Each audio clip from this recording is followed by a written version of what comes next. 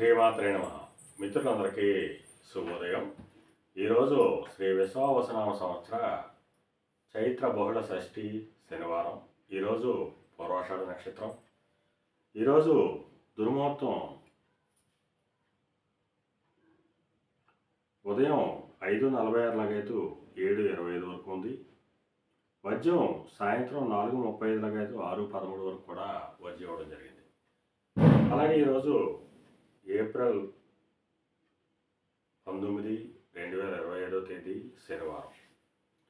ఈరోజు నక్షత్రం అయినటువంటి పూర్వాషాఢ నక్షత్రం ఎవరికి తారాబలం కుదురుతుందో మనం పరిశీలించినట్లయితే అశ్విని, కృత్తిక, రోహిణి, ఆరుద్ర, పుష్యమి, మఖ, ఉత్తర, హస్త, స్వాతి, అనురాధ, జ్యేష్ఠ, మూల, ఉత్తరాషాఢ, శ్రవణం, శతతార, ఉత్తరాభద్ర. ఈ నక్షత్రంలో జన్మించినటువంటి మన మిత్రులందరికీ కూడా ఈరోజు నక్షత్రం అయినటువంటి పూర్వాషాఢ అనుకూలంగా ఉంటుంది. అందువల్ల ఇప్పుడు చెప్పుకున్నటువంటి నక్షత్ర జాతకులందరికీ ఈరోజు శుభకరంగా ఉండే అవకాశం ఉంది. అలాగే ఈరోజు రాశిఫలాలను మనం పరిశీలించినట్లయితే మేషరాశిలో జన్మిన వాళ్ళకి పితృరాజధానికి సంబంధించి శుభవార్తలు ఉంటారు. వృషభ రాశిలో జన్మిన వాళ్ళకి అనారోగ్య సూచన ఉంది. మిథున రాశిలో జన్మిన వాళ్ళకి కలత్రపూర్వక ధనలాభం కలుగుతుంది.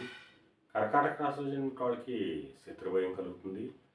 సింహరాశిలో జన్మిన వాళ్ళకి సంతానానికి సంబంధించిన శుభవార్తలు వింటారు. కన్యారాశిలో జన్మిన వాళ్ళకి ఆకస్మిక ప్రయాణాలు చేయాల్సిన అవసరం ఉంటుంది.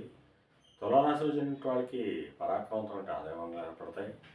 వృశ్చిక రాశిలో జన్మిన వాళ్ళకి ధనాదాయ వనరులు వృద్ధి చెందుతాయి. ధనురాశిలో జన్మిన వాళ్ళకి ఆరోగ్యం చేకూరుతుంది. మకర రాశిలో జన్మిన వాళ్ళకి అనారోగ్య సూచన, ధనవ్యయం కలుగుతుంది. కుంభరాశిలో జన్మిన వాళ్ళకి చేసేటువంటి వ్యాపారాలు లాభసాటిగా సాగేటువంటి అవకాశం ఉంటుంది. మీన రాశిలో జన్మిన వాళ్ళకి ఉద్యోగ అవకాశాలు పెరిగేటువంటి అవకాశం ఉంటుంది. ఈరోజు ద్వాదశ రాశి యొక్క ఫలితాలు ఈ రకంగా తెలియడం జరిగింది. అలాగే ఈరోజు సమస్త ఆయిల్ వ్యాపారంగా ఉన్న వాళ్ళకి కానీ, పాతీన వ్యాపారం చేసిన వాళ్ళకి కానీ, బంగారు వర్తకులు కానీ, బంగారాభరణాలు తయారు చేసిన వాళ్ళకి కానీ, శానిటరీ వర్తకులు కానీ, సిమెంట్ వర్తకులు కానీ ఈరోజు మిక్కిలి శుభదాయకంగా లాభదాయకంగా ఉండే అవకాశం ఉంది. అలాగే కళారంగంలో ఉన్న వాళ్ళకి కానీ, కళాత్మకమైనటువంటి వస్తువులు ప్రయోగాలు చేసిన వాళ్ళకి కానీ, సుగంధ పరిమళ ద్రవ్యాలు ప్రయోగాలు చేసిన వాళ్ళకి కానీ, సౌందర్య సాధన ప్రయోగాలు చేసిన వాళ్ళకి కానీ ఈరోజు మిక్కిలి శుభదాయకంగా లాభదాయకంగా ఉండే అవకాశం ఉంది. ఈరోజు పంచాంగరీత్యా ఈ రకమైనటువంటి ఫలితాలు గోచరిస్తున్నాయి.